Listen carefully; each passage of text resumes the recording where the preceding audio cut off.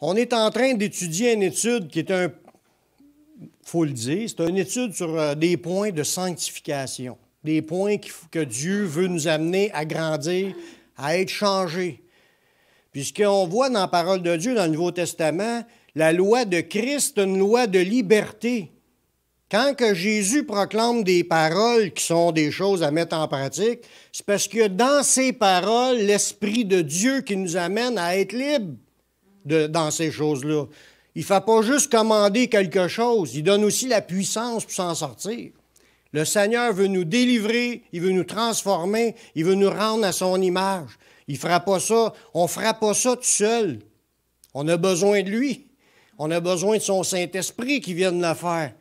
Quand il commande des choses, puis il dit « soyez comme cela », c'est parce qu'il donne aussi la puissance pour y arriver. Si on dit tout simplement « Amen, Seigneur, viens faire ces choses-là en moi », mais il va le faire. Pourquoi? Parce qu'il s'est déjà proposé de le faire.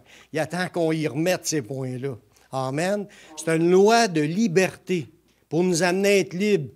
Il ne dit pas les choses pour nous culpabiliser, nous condamner. Oui, on peut en avoir une culpabilité là, si on est dans désobéissance. Mais s'il nous le dit, c'est pour s'en sortir. Il veut nous rendre libres. On est en train d'étudier les commandements de Dieu qui sont là dans la parole de Dieu. Puis des fois, on ne voudrait pas les entendre parce que il y en a qui sont assez sévères, mais dans l'ensemble, c'est la volonté de Dieu. On les revoit tous, ces enseignements-là, dans le Nouveau Testament. Puis c'est toujours dans l'idée, là, on est rendu dans l'idée d'approfondir, d'aimer son prochain comme soi-même. Parce qu'au début, on a vu d'aimer Dieu de tout son cœur, de toute son âme, de toute notre pensée, de toute notre force. Ça, si tu aimes Dieu, tu n'auras pas d'autre Dieu devant ta face, tu ne te feras pas d'idole. Puis tu ne prendras pas son nom en vain si tu l'aimes, puis tu vas même prendre une journée pour le sanctifier, au minimum. Mais après ça, parce que Jésus a dit que les deux plus grands commandements, le deuxième, c'était d'aimer son prochain comme soi-même, puis là, il donne d'autres points de commandement qui ont rapport à cela. C'est en disséquant cette phrase-là, d'aimer Dieu d'aimer son prochain comme soi-même, qu'on découvre quels commandements qui sont là-dedans. Parce que dans Romains, au chapitre 13, le verset 9,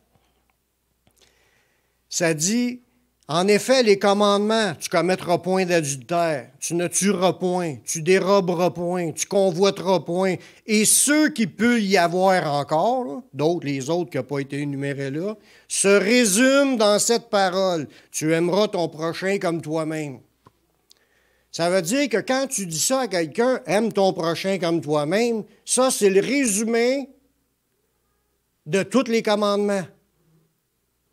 Quand on dit le mot résumé, là, ça veut dire, ça réunit tous les commandements, cette phrase-là, d'aimer ton prochain. Ça ne veut pas dire que ça les annule, ça veut dire que ça les réunit. Quand tu dis aime ton prochain, ça veut dire vole-les pas, tue-les pas, convoite pas ses affaires, etc. Le mot, dans le sens, dans le grec, ça dit résumer, faire un sommaire des commandements. Tu fais un sommaire des commandements, tu vas dire « aime ton prochain », c'est ça que ça veut dire. Tu vas condenser, tu vas réunir ensemble les commandements, mais tu vas avoir une phrase qui décrit toutes les autres. Mais ça annule pas les autres, c'est que ça dit que c'est inclus dans cette phrase-là. Le commandement qu'on est rendu à étudier aujourd'hui, c'est celui de l'adultère. Dans Exode 20, le verset 14, qui dit « Tu ne commettras point d'adultère ». Quand on parle de faire un adultère, la majorité du monde savent de quoi est-ce qu'on parle, mais le mot adultère, il est un petit peu plus large que juste ce qu'on pense. Au premier degré, l'adultère, c'est commettre l'adultère, c'est généralement l'homme qui est marié puis qui couche avec une autre femme. Ça, en gros, là, disons que c'est au premier degré. Quand tu es marié et tu couches avec une autre personne, tu es en adultère. Mais il y a des métaphores aussi, il y a d'autres sens que la Bible emploie, ce mot-là, de ne pas faire l'adultère. C'est comme être infidèle à Dieu, se prostituer aux idoles, d'adorer des faux dieux étrangers, d'un culte idolâtre. tu es en adultère devant Dieu. Puis il y a aussi d'autres points qu'on voit dans le Nouveau Testament, puis on va les voir un peu plus tantôt avec des versets, quand il parle de même l'impudicité, penser aux choses sexuelles dans ta tête, en convoitant les personnes. Tu es déjà en adultère. L'idée, c'est que c'est beaucoup plus large comme terme quand Dieu dit « tu ne commettras pas d'adultère ». Il n'y avait pas juste l'idée « ah, tu es marié puis tu couches avec un autre ». C'est pas juste à ce niveau-là. Il y a plein de niveaux que ça veut dire. Mais aujourd'hui, c'est sûr qu'on ne peut pas toucher à tous les niveaux, puis on ne peut pas expliquer en profondeur chaque niveau. Il y en a trop d'idées. Mais on y va avec un survol de l'adultère en général. Ce qu'il faut comprendre là-dedans, c'est que Dieu, quand il fait des unions, comme le mariage entre un homme et une femme, pour Dieu, c'est sacré. C'est pas juste prête-moi un vin, puis là tu y remets 20$, c'est comme s'il y avait juste une entente entre deux personnes d'une idée comme cela. Pour Dieu, c'est bien plus profond que ça quand on parle de mariage. C'est une institution divine qui ne peut pas être dissoute. Quand on dit une institution divine, ce n'est pas les hommes qui ont décidé de marier des hommes, puis qu'il y ait des lois différentes dans chaque peuple. Ce n'est pas les hommes qui ont décidé c'était quoi les conditions du mariage. C'est Dieu. C'est Dieu qui a établi le mariage, puis c'est Dieu qui en a fixé les bornes. Comment est-ce que Dieu, lui, considère que le mariage doit être? Bien, il faut avoir les yeux de Dieu pour comprendre, parce que à notre idée, il y en a qui sont mariés avec 20 femmes, mais ce n'était pas le plan de Dieu, ça, de se marier avec plusieurs femmes. Dieu a toléré des choses des fois, puis il y a des fois qu'il n'a pas toléré, mais son plan, c'est l'homme quittera son père et sa mère. C'est ça qu'on voit dans Matthieu 19, 5. Jésus qui a dit ça, c'est pourquoi l'homme quittera son père et sa mère, s'attachera à sa femme, puis les deux deviendront une seule chair. Ça, Jésus a ramené ce passage-là, mais ce passage-là, c'est un passage qui vient du début de la Genèse, au début de la création, avant même l'histoire du peuple juif, avant même l'histoire de Noé. Au début, avec Adam et Ève, les deux premiers, Dieu a institué le mariage, que l'homme va quitter son père et sa mère, s'attacher à sa femme, puis les deux forment qu'une seule chair. Ça n'a pas rapport à la religion que tu pratiques, ça n'a pas rapport à la race que tu fais partie, ça n'a pas rapport à tes opinions. C'est un commandement de Dieu, mais qui n'était pas écrit dans les 10 commandements comme tel, mais c'est écrit de ne pas faire adultère, mais ce n'est pas écrit de se marier comme cela, mais c'est Dieu qui a donné cet ordre-là au début de la création. C'est un commandement qui est encore valable aujourd'hui puisque Jésus l'a repris. C'est un commandement-là qui est allé à l'origine. Il dit, l'homme va quitter son père et sa mère, va s'attacher à sa femme, puis les deux deviendront une seule chair. Ainsi, ils ne sont plus deux, mais ils sont une seule chair. Comment est-ce qu'on fait pour voir que deux individus sont une seule chair? Mais c'est spirituellement que tu vois ça. Pourquoi? Parce que Dieu le dit. Puis pourquoi que Dieu le dit? Parce que Dieu les a unis. A uni leurs deux âmes. C'est deux âmes au début, puis qui sont unis pour faire un. C'est Dieu qui l'a fait, ce n'est pas des hommes qui l'ont fait, ce n'est pas le contrat de mariage, c'est l'engagement qu'on prend, oui, puis l'autre dit oui, on est liés spirituellement pour toute notre vie terrestre. Il dit que l'homme donc ne sépare pas ce que Dieu a uni. Ce n'est pas les parents, même dans ce temps-là, c'était les parents qui choisissaient le conjoint pour les enfants. Mais spirituellement, il était quand même lié, puis il était une seule âme devant Dieu. Puis Dieu ne voulait pas que les gens se séparent. Ça ne fait pas partie de son plan. Il faut apprendre à fonctionner ensemble pour le meilleur et pour le pire, jusqu'à ce que la mort nous sépare. Y a-t-il des amen à quelque part?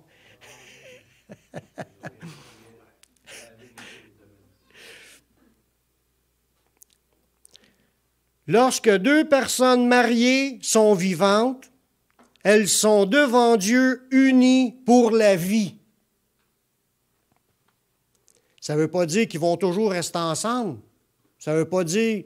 On ne sait pas qu'est-ce qui arrive dans une vie. Il arrive des choses, des fois, c'est invivable. Il y a des blessures, il y a des choses que le monde a comme caractère, puis tempérament, puis attitude, puis la relation est altérée. Puis même s'ils prennent chacun leur bord, ça ne veut pas dire que Dieu les a séparés. Ils sont encore attachés ensemble.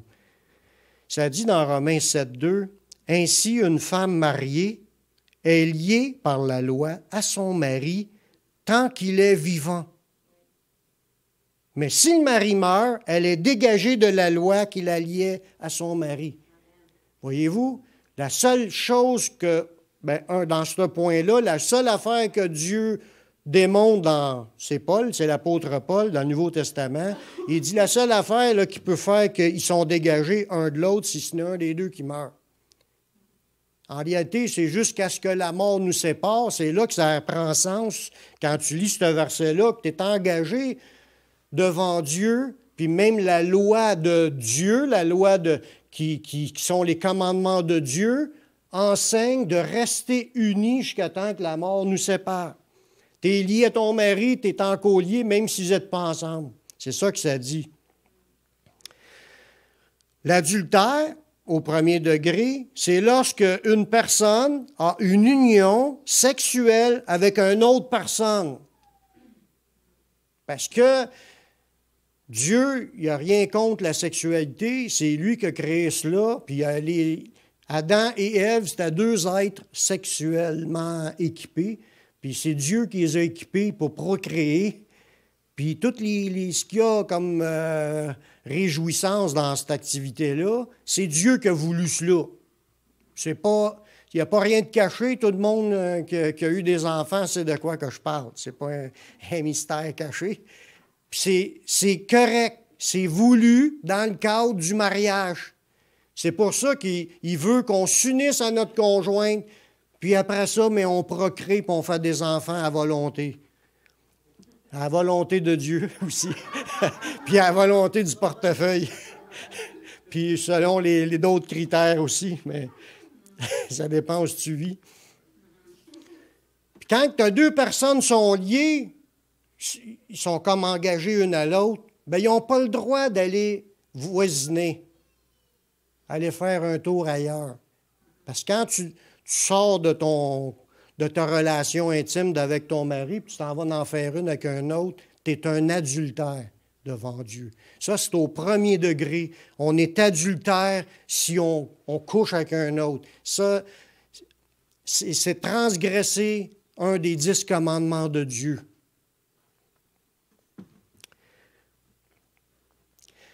Mais là, on va voir que l'adultère, c'est plus large que juste là. Même s'il y a un des deux qui se divorce, parce que ça peut arriver que la chicane pogne, puis on veut se divorcer, puis qui se marie avec un autre. Mais devant Dieu, on va voir des passages qu'on est appelés des adultères. Dans Romains 7, le verset 3.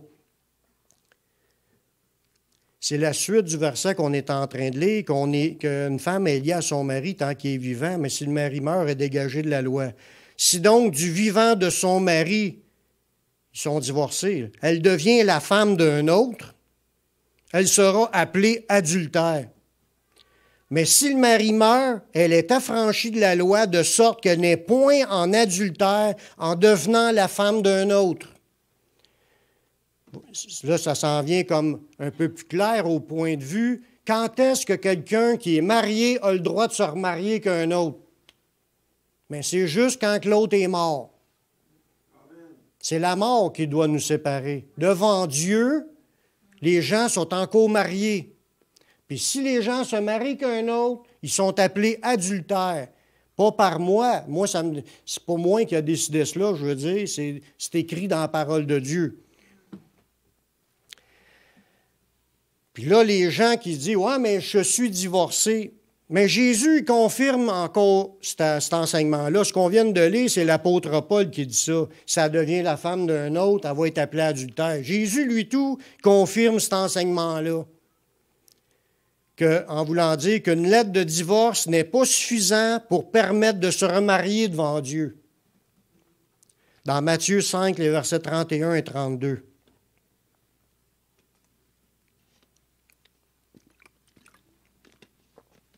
Il a été dit que celui qui répudie sa femme lui donne une lettre de divorce. Dans la loi de Moïse, Moïse avait permis cela. Mais Jésus dit, « Mais moi, je vous dis ». Là, ce n'est pas n'importe quoi. C'est Jésus qui prononce cette phrase-là. Jésus dit que celui qui répudie sa femme, sauf pour infidélité, il expose à devenir adultère. Que celui qui épouse une femme répudiée commet un adultère. Celui qui épouse une femme qui a été répudiée, il commet un adultère. Ça veut dire que la femme avait été divorcée. Toi, tu es célibataire, tu veux la marier. Bien, tu maries une femme qui a été divorcée, tu commets un adultère. Puis il dit, si tu as répudié ta femme, tu l'exposes à devenir adultère. Tu es marié avec, là, puis tu décides de la divorcer, mais là, tu l'exposes, tu lui donnes à avoir le risque de devenir adultère parce qu'elle ne voudra pas rester toute seule, elle va vouloir se remarier. Puis, mais qu'elle se marie, elle va tomber en adultère. Mais Jésus dit, sauf pour l'infidélité. Pourquoi qu'il dit ça? Parce que ça a fait l'infidélité, même si tu as divorce, elle est déjà en adultère. C'est pas lorsqu'elle va se remarier qu'elle va être en adultère. C'est quand elle va être adultère déjà à cause de son adultère. Voyez-vous, dans ce passage-là, c'est bien clair que quelqu'un qui se divorce n'a pas le droit de se remarier. Là, les Juifs ils ont amené des points que Moïse avait permis le divorce. Mais Jésus a donné sa version sur le mariage et sur le divorce. Dans Matthieu, au chapitre 19, les versets 7 et 8.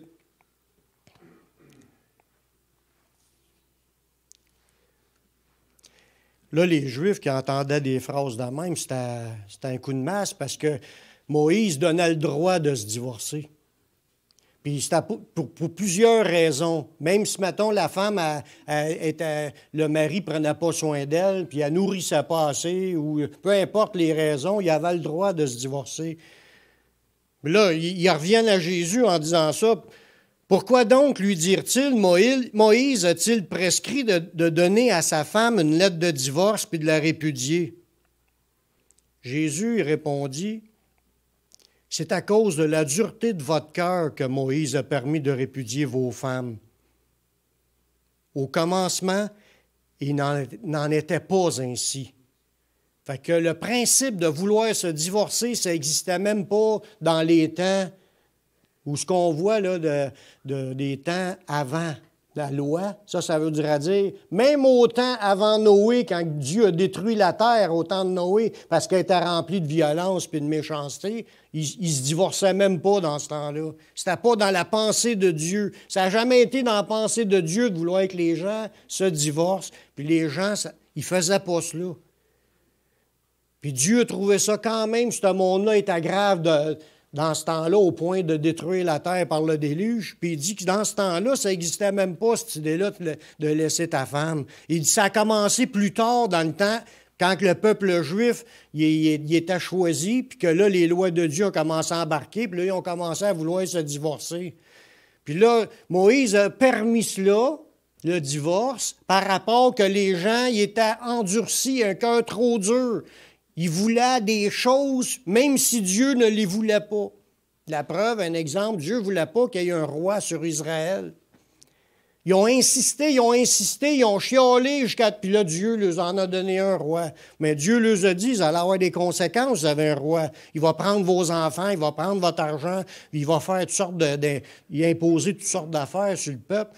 Puis il était un peuple dur, puis il s'entêtait. Mais le divorce est rentré aussi dans cette idée-là. C'était pas la pensée de Dieu, mais ils ont tellement insisté, puis ils ont tellement été durs, que là, Dieu les a permis, mais ce n'est pas dans sa volonté.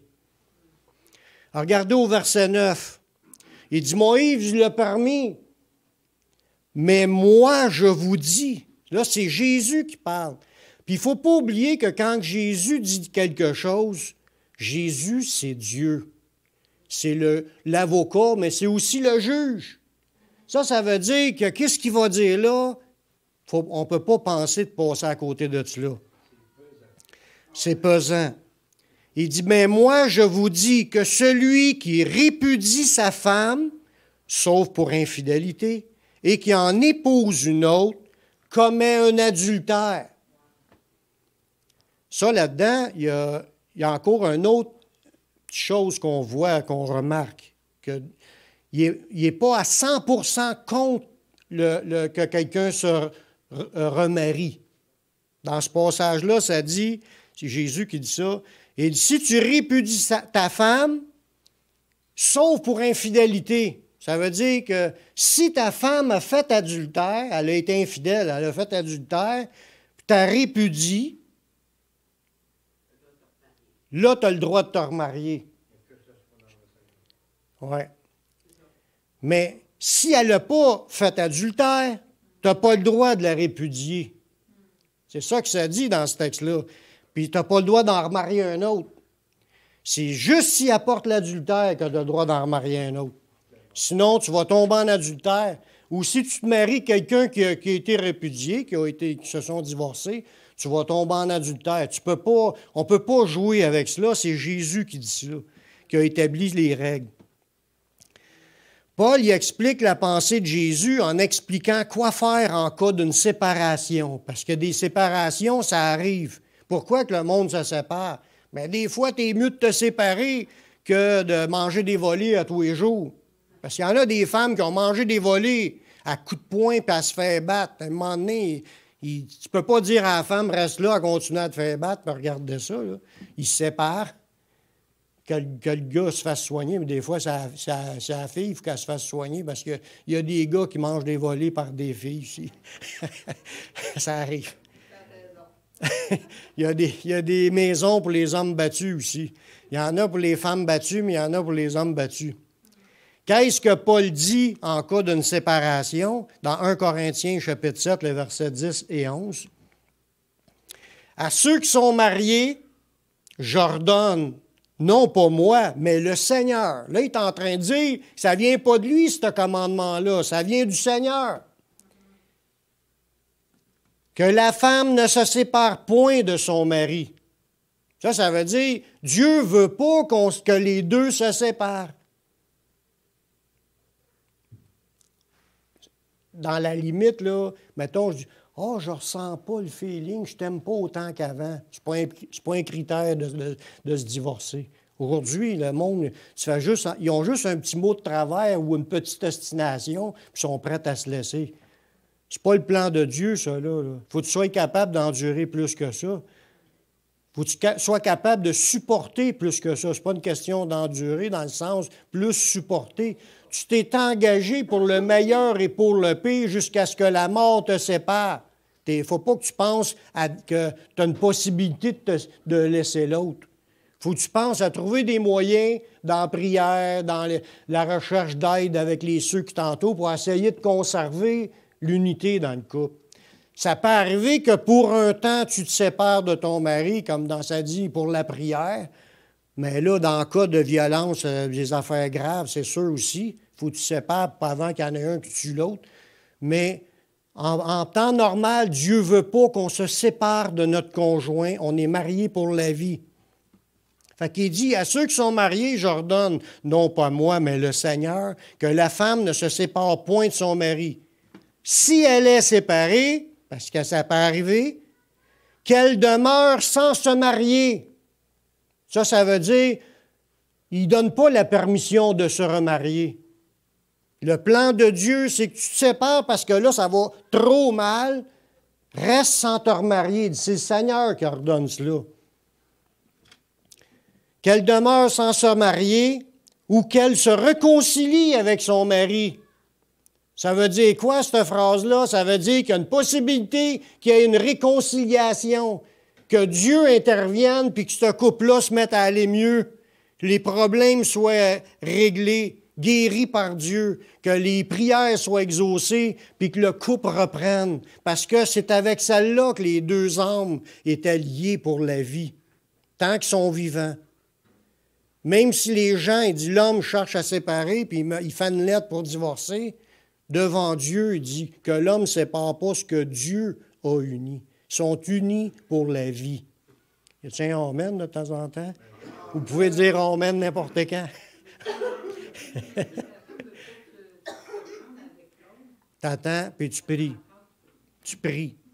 Tu pries. Tu n'as pas eu le choix. Dieu, il est tout-puissant, puis Dieu peut accomplir au-delà de ce qu'on peut même imaginer. Il faut mettre notre foi en Dieu, puis Dieu savait que ça serait une possibilité que ces situations-là soient là. Puis il nous dit, Jésus lui-même, qu'il y a juste la mort où ça a fait l'adultère, cette personne-là, là, tu as le droit de te remarier. Mais ça n'a pas fait l'adultère, que les gens demeurent sans se remarier, puis qu'ils attendent, puis qu'ils cherchent à se réconcilier. Prions pour cela. Parce que j'en connais, pas personnellement, mais je connais une personne qui est de Saint-Constant, puis elle a été 20 ans à attendre son mari. Puis elle disait à tout le monde, mon mari va revenir. Puis le monde disait, voyons donc, blablabla. Puis elle, son mari était rendu même marié qu'un autre. Puis elle a cru, puis Dieu l'a exaucé, puis son mari est revenu. Gloire à Dieu. Tout est possible par Dieu. C'est nous, il y a des impossibilités, mais Dieu, tout est possible. Si elle est séparée, qu'elle demeure sans se marier ou qu'elle se réconcilie avec son mari et que le mari ne répudie point sa femme. Fait que si on est à l'écoute, Seigneur, c'est quoi tu veux que je fasse? Mais Dieu va te dire, réconcilie-toi avec ton mari. C'est lui que tu t'es uni, puis que ton mariage était par Dieu, puis que Dieu a uni vos deux âmes, vous êtes en cause soudée. Même si vous pensez, moi, ça fait 20 ans, je veux refaire ma vie, j'ai donné 3 lettres de divorce pour être sûr que c'est fait, ça ne compte pas devant Dieu.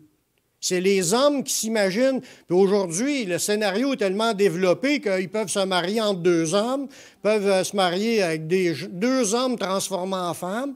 Tout est possible aujourd'hui comme mix. Tout est permis aujourd'hui, mais ça ne veut pas dire que c'est la volonté de Dieu. Il ne faut pas oublier ça. Si on veut faire la volonté de Dieu, Dieu veut que ta femme que tu as mariée, ta première femme, c'est ta femme pour la vie, tant qu'elle est vivante. Il faut apprendre à rentrer dans le plan de Dieu. Il y a des fois, il y a beaucoup de scénarios qui se développent par notre... On a fait des choix, puis peut-être qu'on ne savait pas, puis on s'est embarqué dans d'autres mariages par après, puis on n'a peut-être pas le droit à se marier. On est mieux de vérifier face à Dieu si c'est conforme pour avoir la paix devant Dieu, parce que c'est pas à cause qu'on est remarié que Dieu approuve ce qui est là. Parce que tu peux t'avoir remarié plusieurs fois, puis ça ne veut pas dire que Dieu vous laisse là. Même si les hommes veulent cela, ça ne veut pas dire, puis même si la loi des hommes le permet, ça ne veut pas dire que Dieu le veut.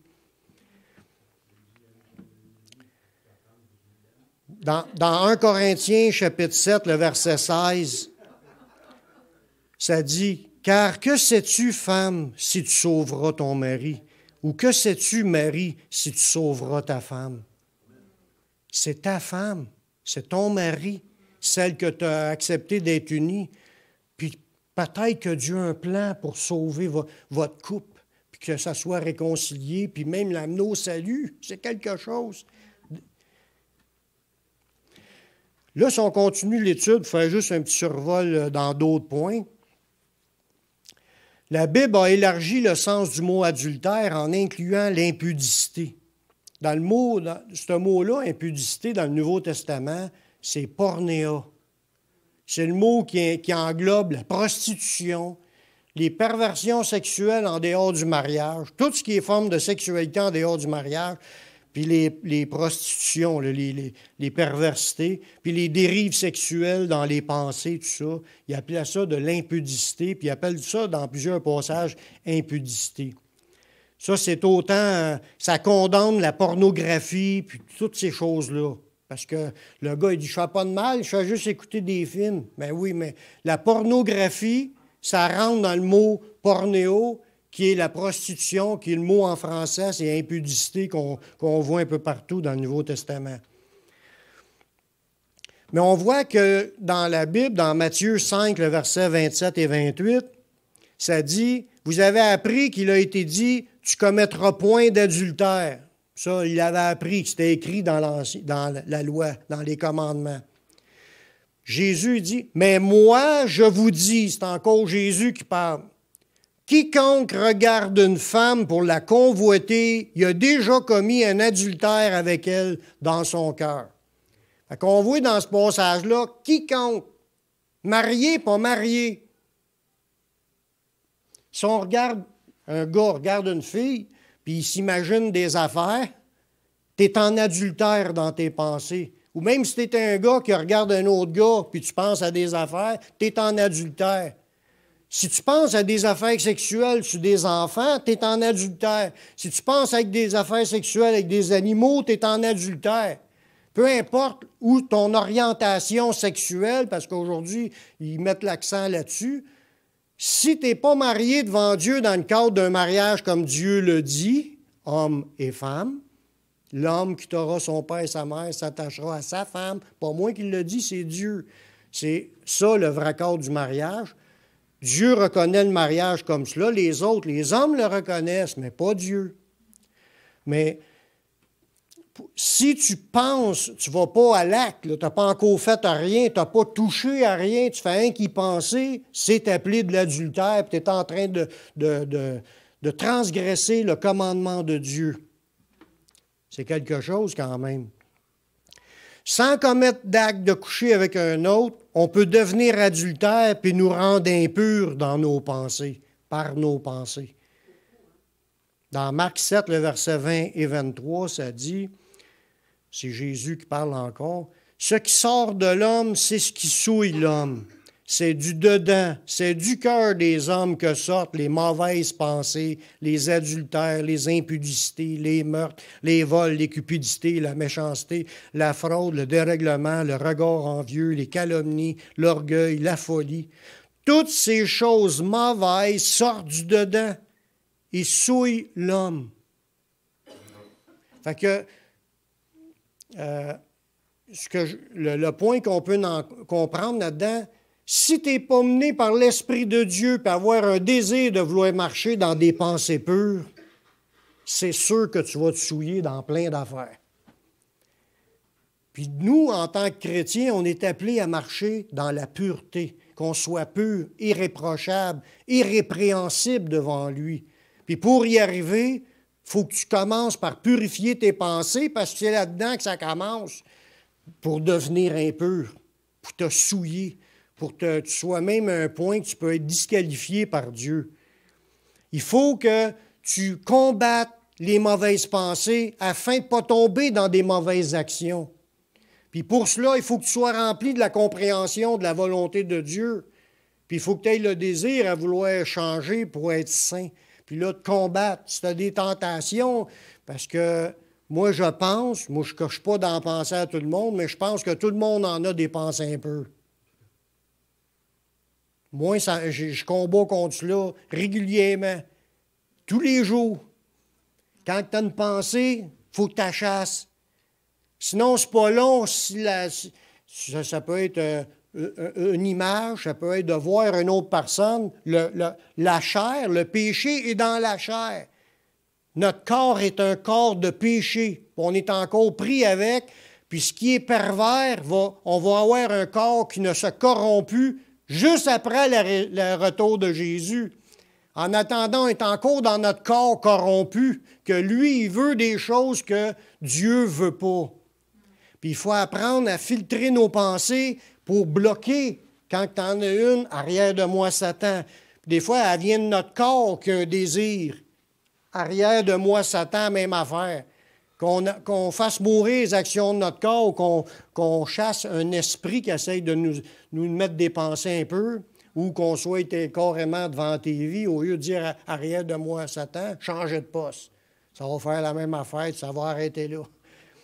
Mais si on reste ça sur le poste, puis tu vois de la pornographie, puis tu continues à avoir tes yeux vers cela, tu es en train de pécher. C'est pas des farces, c'est pas moi qui le dis. Qu'est-ce qui se passe quand on pêche? On attriste le Saint-Esprit. On n'est plus rempli, là. On l'a attristé, puis c'est au point qu'il ne peut pas rester là, lui-là. C'est pas un plaisir pour le Saint-Esprit de rester dans un temple qui souille. Notre corps est le temple du Saint-Esprit. Il faut prendre garde de ne pas laisser nos yeux vagabonder puis entretenir des regards adultères. Dans 2 Pierre 2,14, ça dit « Ils ont les yeux pleins d'adultère ». En parlant des personnes rétrogrades qui sont dans l'Église. Ces passages-là, si vous irez lire le contexte, c'est du monde dans l'Église, puis qui sont rétrogrades, mais qui ont les pensées adultères. Ça veut dire qu'ils vivent là, mais ils regardent le monde en convoitant des pensées impures. Leurs pensées, c'est des pensées impures, puis ils se cachent. Ils se cachent peut-être que les autres ne le voient pas, là, mais dans sa tête, il mijote les pensées impures. Mais c'est des gens charnels. C'est ça que ça dit dans le passage. Puis c'est même encore pire que cela. Allez lire ça, vous allez voir qu'il y a une condamnation déjà donnée par Dieu aux gens qui se laissent dans cette condition-là, dans ce passage-là. Dieu ne veut pas qu'on se laisse aller, frères et sœurs, en adultère. Parce que si on a des pensées adultères ou si on a des actions adultères, on transgresse le commandement de Dieu. Puis dans ce temps-là, Jacques, il dit, si quelqu'un pêche contre un commandement, il devient coupable de tous. Tu es jugé par la loi, tu es condamné par la loi, même si on n'est plus sous la loi. Elle n'a jamais été abolie, puis Jésus s'est efforcé à jamais tomber dans aucun péché. N'oublions pas que si le Seigneur nous parle de cela, comme je l'ai dit au début de la réunion, les lois de Jésus, ce n'est pas juste pour nous torturer qu'il fait ça. C'est une loi pour nous rendre libres. Il veut nous sortir de cela. Puis si on prend conscience de ces choses-là, puis on confesse ça à Dieu, non seulement il nous pardonne, puis il nous purifie. Tu n'auras plus pendant un bout de temps que tu ne seras pas retenté puis que tu n'auras pas à recombattre. Il n'y a pas de combat définitif qui est fait une fois pour toutes, toute ta vie. Non, tu vas en avoir d'autres tentations qui vont revenir. Peut-être le lendemain, peut-être une semaine après. Puis tous ceux qui sont francs le savent, puis ils l'ont tous vécu, puis vous l'avez tous vécu, que c'est un combat continuel jusqu'à notre mort. Amen. Contre la chair et contre l'esprit de ce monde qui essaye de nous emmener dans le péché. N'oublions pas que Dieu jugera les impudiques et les adultères. C'est écrit dans Hébreux, chapitre 13, le verset 4. Que le mariage soit honoré de tous et le lit conjugal exempt de souillure, car Dieu jugera les impudiques et les adultères. C'est écrit à des chrétiens, cela. C'est écrit dans Hébreux. Dieu voit tout ce qui se passe dans nos vies, il voit nos décisions, il voit ce qu'on fait. Ne restons pas dans cette position-là. Si on réalise là, qu'on convoite, qu'on se laisse aller, mais il faut arrêter ça. Il faut combattre cela. Combattez sans arrêt, que ça revient. Combattez, lâchez pas de combattre. Les mêmes combats sont à tous les frères dans le monde. On n'est pas tout seul à combattre contre ces mouvements-là.